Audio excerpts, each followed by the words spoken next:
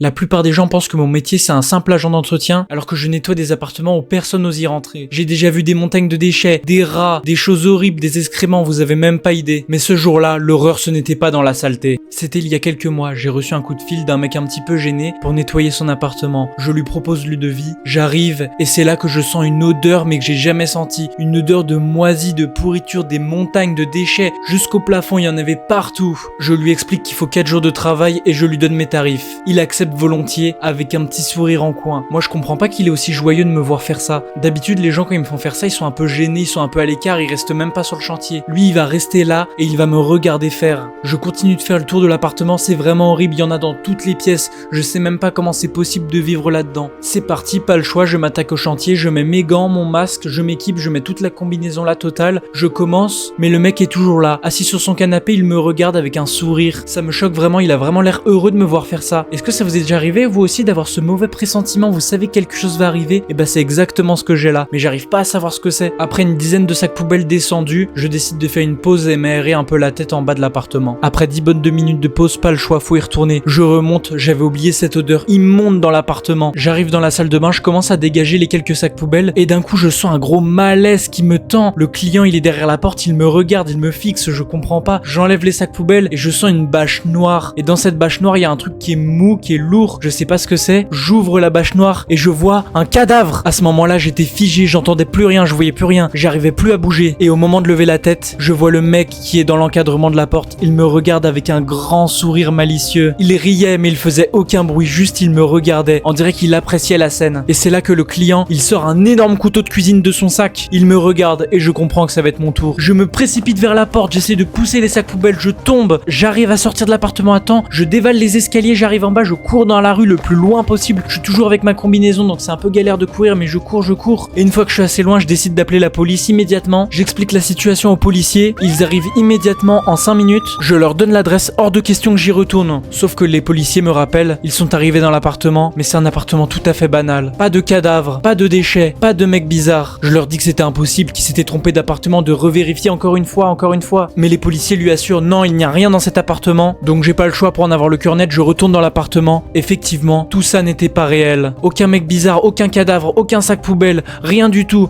aucune odeur. Et voilà sur quoi se finit cette histoire. Je vous laisse donner vos théories en commentaire. N'hésitez pas à me dire si ce concept vous plaît. N'hésitez pas à me dire des conseils pour m'améliorer en commentaire, à vous abonner et à lâcher un gros like. Au revoir.